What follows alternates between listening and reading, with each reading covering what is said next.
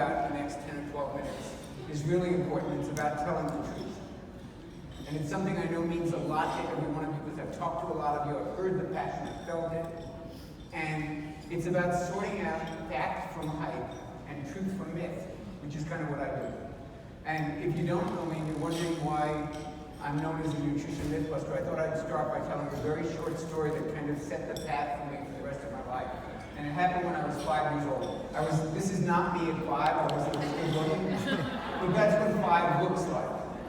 So remember that innocence, vulnerability, and impressionability. When I tell you that when I was 5, I had this experience. I watched a man beat a dog, Cocker Spaniel, that's what we call it. And I've talked to enough of you, I know there are dog lovers in the room, so I know you all get that feeling that I got when I was 5, and it was a feeling of rage and impotence, and it changed forever my relationship with bullying.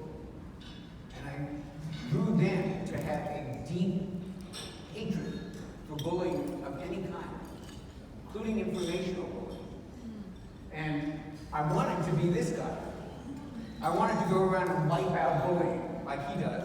But as you can see, I don't look like that guy. So I'm not that guy, but I am that guy.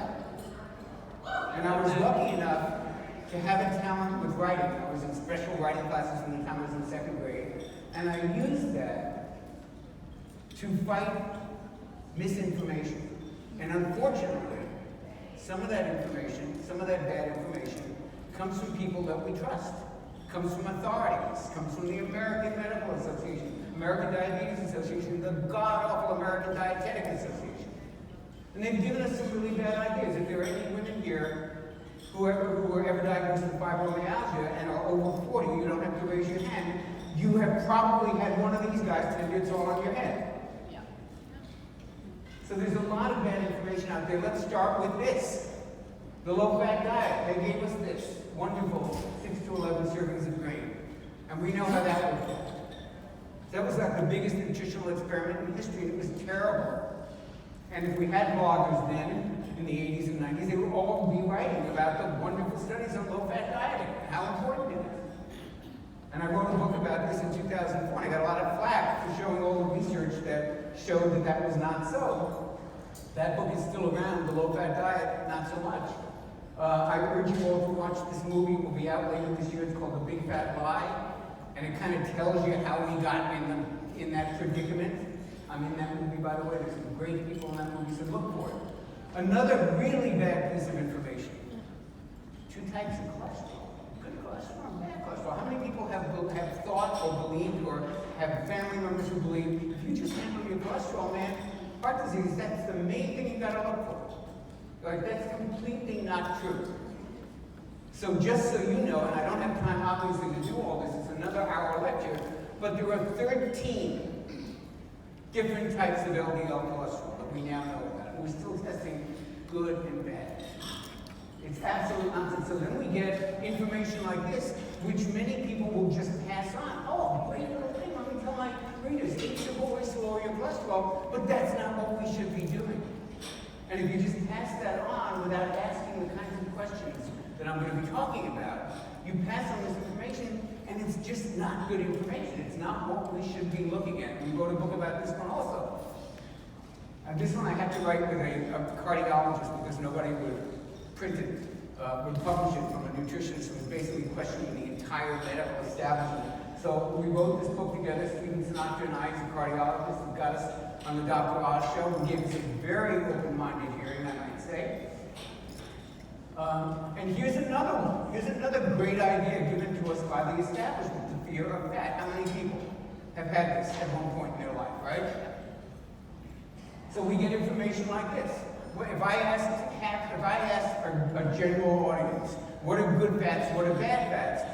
I will tell you from my experience, 30 years of doing this, 99% would say, well, saturated fats are bad fats. That's not so. That is absolutely not so. These kinds of charts, about 18% of that is correct. Trans fats are really bad. The rest of it is misinformation, missing facts, taken out of context, and just not accurate. And how do we know this? Because the research tells us. When I do these lectures full time, I can do an hour on this. of all the studies that have come out just since 2010, blasting the idea that saturated fat causes heart disease, and saturated fat does not clog the arteries. They come out almost every week. This study came out as I was putting this presentation together. Just came out last week. It was a study done in Malaysia. It's a wonderful study, very sophisticated study, where they basically looked at patterns of eating. And they did every matrix you could think of: low carb, low fat, low protein, every combination. And they did really good, sophisticated markers of cardiac risk, not just good and bad cholesterol, really, really smart stuff. And what they basically found, a complex study that I'm going to just reduce to about a sentence or two, what they basically found is it doesn't much matter how much fat you eat, it doesn't matter how much carbohydrates you eat. So the cardiac risk factors went up. The more carbohydrates, the higher carbohydrate diet, did not matter how much fat you eat. So these are all things that belong in the dustbin of bad ideas. And by the way, speaking of studies, I have to put this one in. I heard such a beautiful presentation from Stonyville yesterday. Anybody heard it about organic and what it's doing for the planet? I heard it today when we talked about CBD. You should know that there is a huge food industry that doesn't really want you to think there's a big difference between organic and non-organic. Because they put a lot of companies out of business. They really want to kind of blunt that difference. And they will often fund studies. And they're real studies. They're really done. And here's an example of one. They'll test, maybe some of you saw this, they'll test organic versus non-organic fruits. And see, is there any difference, right? And this particular study tested, different things. And they said, well, an apple that's raised conventionally and an organic apple, they have the same amount of vitamin C. So they're basically equal, right? And everybody went out, including the media, including CNN, writing, no difference between organic and non-organic.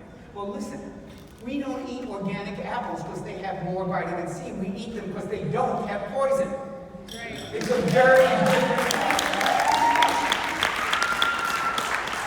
So if you're looking that way and you're just repeating it, this stuff shows there's no difference. You've got to look deeper, and that's really what my message is. That's where you guys come in. So when I write books, and I blog, and I write columns, but when I write books now, I have a kind of wistful feeling like, who's going to read this? Because we don't read books, we read blogs. We read short articles, we read short form things. And that's where you come in, and that's why you have such a power and a responsibility to get at the facts and understand them and not just repeat them. And I know every one of you wants to do this because you're individualists and you don't want to just copy, here's 8 ways to lower your cholesterol, here's a good way to go on the low-fat diet. You want to ask those questions and dig a little deeper. And that involves a lot of questioning of authority. And I don't mean to say never trust the authorities. I'm not making some conspiracy theory here. I'm saying that the authorities are often very wrong. Very wrong. And that brings us to Malaysian palm oil. I'm going to spend my last few minutes on this because they brought me here and they sponsored me. And they do that for a reason, because they're a great example of bad information. A great example. Interesting. Slide 2 seconds. They put my booth across from Chris Perdue, from Perdue Chickens. Anybody talk to him or hear his presentation? So if you ever read any of my books or you hear anything that I've ever spoken about on TV or radio, I am the biggest enemy of factory farming you can imagine. All I talk about is the difference between grass-fed beef and factory farm beef. And to me, Purdue was the enemy. And I believed that for years and years. And now I'm talking to this guy, and he's turning everything around. And they really get this generation of Purdue people, it's a whole different company. And you gotta look for those things. And I had spoken to him for about an hour. I have a completely different view of that now. And so there's a lot of that going on with palm oil. This is a wonderful, wonderful plant. It's a wonderful oil. It's nutritious. And there's just a ton of misinformation about it. And okay, I know this is a dog-friendly crowd. I just know it. I feel it. The dogs right there. So I'm going to tell you a story. Talking about misinformation. 2 seconds about my dogs. So we are a pit bull family. Okay. Don't move. So we have had pit bulls for 25 years. These dogs are no longer with us, but we've lived with them for 25 years. And look, they're not Cocker Spaniels. Okay? They're not. But there's another side to pit bulls that people don't, you always have the fishes and the parents and all this other stuff. There's another side. Let me show you what the other side of pit bulls is. This is my family of pit bulls. This is what happens in my house with pit bulls. The biggest danger you have in my house when you come to the pit bulls is being attacked with kisses. All right, so there's another side to this. And we belong to an organization called LA Responsible Pit Bull Owners, okay? Hear that word responsible because it relates to what we're about to talk about. So, some of the myths and some of the truths about palm oil. Number one, palm oil is bad for you because it's a saturated fat. Okay, I hope we have knocked that one out of the park. I didn't have a lot of time to really demolish it for you, but it's not true. It never has been true. Another one is greenhouse gases. You hear that a lot. Oh, it's responsible for all the greenhouse gases. So that's what greenhouse gases come from. You can see 24% of all greenhouse is from all of agriculture, and that's the percentage that comes from palm farming. Okay? And then finally, there's deforestation. Now, this one's serious. This one means a lot to me as well because the habitats that are affected are animal habitats, and primarily the orangutan, which next to pit bulls and dolphins are my favorite animal in the world. So I do care about this. And look, here's the truth. When you have a country that is unbelievably poor, and all of a sudden they come across this amazing tree that will feed their family and their village and start an industry and take them out of poverty, they ain't thinking about global warming. So that has happened a lot. There was a lot of let's just clear the land and put in the palm trees. I get that. That has happened. But there's also been a response to it. And it's been a serious and measured response, and it has to do with sustainability, which is something I know all of you care a lot about. And in Malaysia in particular, they now have a certification called the Malaysian Certified Palm Oil Certificate. And they have promised, and it's based on 7 really outstanding premises that have to do with sustainability and the effect on the environment and the effect on the farmers and all of that stuff. And they've also pledged to have 100% of their palm oil certified as sustainable by 2020. So here's the thing: palm oil is not going away largely, and you know we're going to boycott palm oil. We're all going to feel good. It's not going to go away. These are not going to be affected, partly because it produces 35% of the world's oil.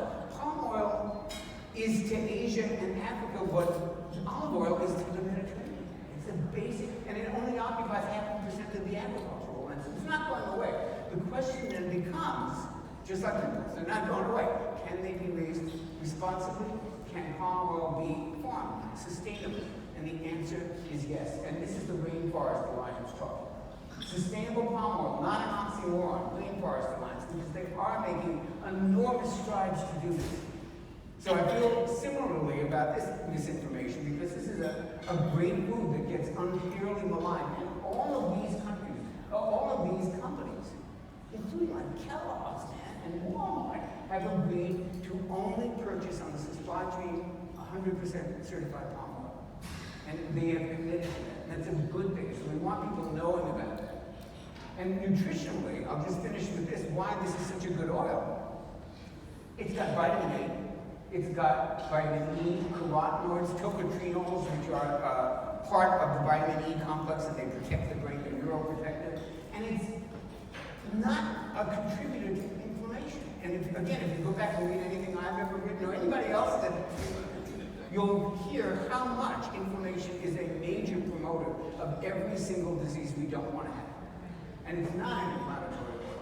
I gave palm oil a star in my book, The 150 Healthiest Foods on Earth, and that's a book of superstar foods. And I gave it a star among stars. And you're starting to see people write about it. This is a very good site, for those of you who don't know it, Livestrong, one of the more reliable sites. They blog well and accurately. That's me talking about palm oil and the brain, and the health of the brain on, what show is that, Mike? San Antonio Live, I forgot what show it is. And for those of you who want more fact-based stuff, if you ever happen to be writing about palm oil, you want to check some facts, please go to the site. It's called checkthefactsreportthenews.org. It's there for you to use and vet those facts. Don't just even take them from there. Go check them with other sources. And I just want to close by saying you have so much power. And I am so proud to be speaking in front of you. You are the future of this. And with that power goes such responsibility, and I know every one of you is up to it, and it involves asking the right questions. I've never been the guy who has all the answers. What I have been, what I can help you be if you ask me, is to be someone who knows how to ask the right questions. But should we be lowering cholesterol?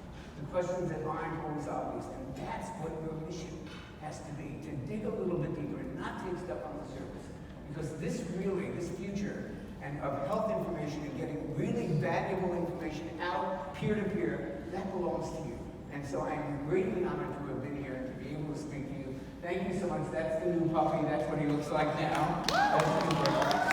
Thank you.